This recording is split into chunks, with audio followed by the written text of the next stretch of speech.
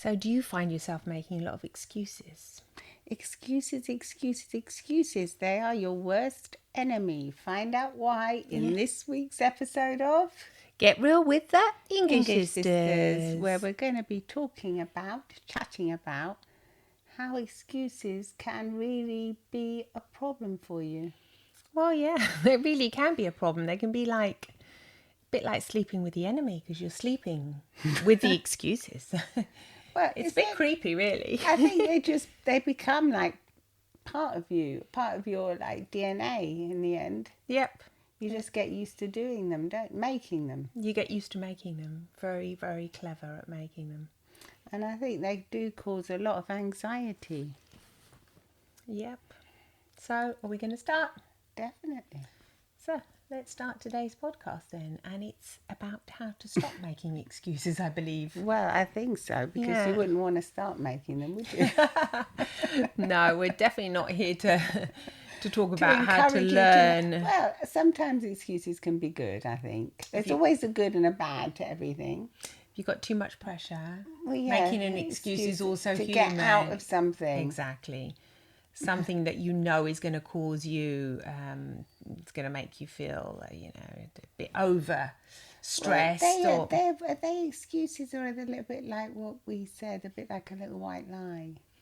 What, like saying, no, I don't fancy going out to dinner tonight because I've got to go here. And so it's it's not kind true. of an excuse, but it's not like a real excuse. I don't think, we're not really talking about those kind of excuses today. No. I think today we want to talk about those excuses that make you sabotage your own life, and they are to your detriment. They're really you're not allowing yourself to live to your fullest, because you keep on making these excuses. But I think if you kind of know what we're talking about, then you're understanding us fully, because you know that you're someone that probably does make excuses. Well, I think we all do to a certain extent, but I think you can become more into the habit. The more excuses you make, the easier it is to make them, and the more used to you are to making them. Yeah, I think you make the most of all. It's really out of fear, I think. Yeah. You become frightened to... So you stop, you put the brakes on doing things that you would normally be okay with doing. Yeah. Yeah, you become fearful and you make excuses. Do you remember that movie where it said the yes man?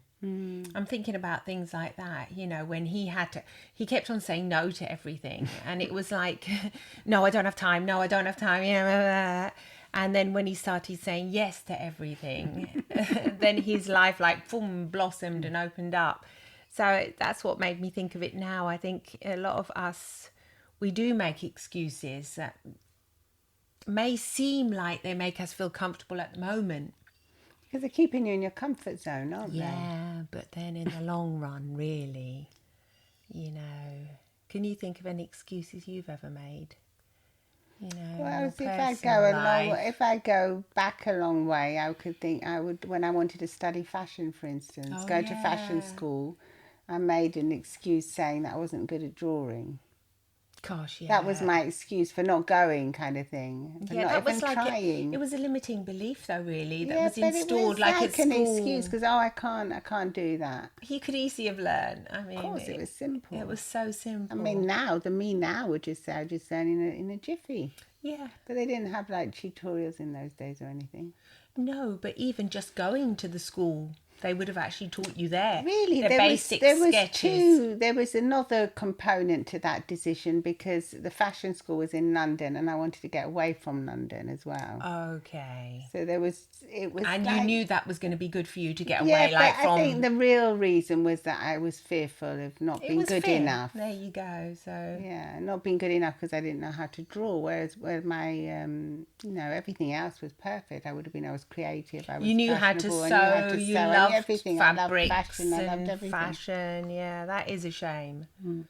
Yeah, you'd wonder, you'd go back to that 17-year-old girl and say, look, hey. Well, I would say, hey, you can definitely do it. But I wouldn't want to change anything because my whole life has turned out as it is and I'm really happy with it. Yeah, so no regrets. But if I saw anyone now, if we were coaching anyone, I would just say, I would tell, if you want to do something, I would say to you, write down all the reasons why you think you can't do that, and then tick them off cross them out one by one, because there will be, you'll see that you will be able to do whatever you want to do. Yeah. So the excuse is, if they're coming out of fear, then you can say, okay, so I say I can't draw. What is this? Is this the truth? Maybe it's true. I'm not very competent at drawing, but can I learn? Yes. So it wasn't really a truism as to say, the pure truth. It was just something that you lacked the competence. Excuses are always like that, because I think in the end there's never any truth in any of them. That's why they're called excuses. Yeah. I agree with you, yeah. Because I think, like, whatever it is, if it's for a financial reason you can't do it, that you can always get a job on the side or ask for money, get a loan. There's always, if you really want to do something, there's always a way around to do it. If there's a will, there's a way. If That's what they say. There's a way. I think the will has to come out strong, you have to have a strong will. But the more excuses that you start writing down for the reasons why you can't do something, the more you get, like, you kind of hypnotize yourself into the idea that you're not going to be doing it, and then you just accept that. Whereas if it's the other way around, if you write down all the excuses for why you're not going to be doing whatever it is, I mean, it could be going like that to university, or it could be I don't know, going on a healthy eating plan, or going exercising, to the gym, whatever, or anything, or improving your education or your career, learning a new language. Yeah, anything. Can think of so many if you just people. write, like my husband said, he wasn't good at languages. He came here and he learned Italian. Exactly. In a jiffy. Yeah. Why? Because he had a will, and he had a will, and he needed to communicate. But there was loads of people where he was working, in an international environment. There was loads of people that didn't know how, they didn't care if they spoke Italian. So it wasn't just because he needed to, it's because he was okay with it. And he did like languages. And he didn't want to be that person that couldn't speak Italian when everyone else could. Yeah, when you're living in the country. When you're living in the country, it's a shame, isn't it? Well, you lose out so much. Yeah. Yeah, there's a lot of things. Yeah, it's fear, and then it's limiting beliefs that are formed around the fear. The uncertainty of change, once again, because we know that most of us hate to change. But the exciting thing is that once you start ticking off these excuses, you'll suddenly start feeling more and more free, and you'll feel as if it gets easier and easier to accomplish whatever you want to do. Yeah, definitely. So it's like liberating, step by step. Yeah, so cross them out. Why is it that I can't do this? Why? What excuse am I making when I really, if it's something write a book, become a whatever. Even if it could be something like to do with health, like I was thinking recently, someone that we know had they didn't have a doctor assigned to them because they just moved to a different area, and they didn't have the doctor, so they had a health problem, so they couldn't go see the doctor because they didn't have their the doctor that was assigned to them, the documents and everything. So, and then they spiral into feeling worse and worse, sicker and sicker, ill, more and more ill, and they don't do anything about it until one day, hopefully not, but one day that they might end up in the emergency room. Hopefully that won't happen, but that's the kind of thing that can happen when you start stacking up excuses. That's why they're your worst enemy. Yeah, they really are. Yeah. Well, in that case, and they can even be life-threatening in the end. Yeah. I can't get that. Oh no, I don't have that thing. What was it? The documents. The document. In order to get that, you need to get that, and it's sometimes you have to deal with bureaucracy and these kind of papers that a lot of us hate to do. But you got to do it. You step by step. Yeah, because a lot of this bureaucracy and like what you were saying, all these like tasks of filling out forms and people they're part of life. They're part of life, but most of us, unless you're really organised, most people don't like doing those kind of things. They tend to put them off or make excuses why they can't do them at the time, and those are the kind of things that end up holding you back, because they're like niggly, naggly things in your those brain. little horrible things that you just... You think, oh no, I haven't done that. I've got to renew my whatever it is. Your driving license, whatever it is. Yeah. And they really end up holding you back. I'd rather just do it really quickly. Well, that's get it because over you with. Don't make excuses and you just do it. No, I hate having anything like that. It stresses me out, to tell you the truth. Well, it does cause a great deal of anxiety. It causes me a lot of stress if I know that something is going to be like, it's going to expire soon, or, oh God, I hate it. Then you have to take a deep breath and just think, I'm just going to go and do it now. Yeah, and when you go to that place, if you have to go to this office or, I don't know, tax office, where, you know, try and find something nice along the way, like what we always try and do. Like, there might be a nice little coffee shop on the way there, and so it's like in your mind you say, okay, I'll do that and that, but it's not just one thing that's like one unpleasant that you consider unpleasant, you know. And then when you're actually doing it, you might find it's easier than what you expected, or it could be even harder than what you expected. Well, sometimes they are pretty awkward, these things. Yeah. Sometimes they are. It's like challenges, aren't they? You got to do them. Little challenges. Even I remember when just getting a passport. When my daughter said that we should do a podcast, I said, I can't do a podcast. Exactly. I don't know how to do it. Yeah, no way. Mum, come on, you can learn. Yeah, excuses. We were saying no. And I said, is it worth it? Too complex. You need all that equipment, you need all techie stuff. I haven't got a clue. We do videos, we do YouTube, social media. That's enough. Yeah.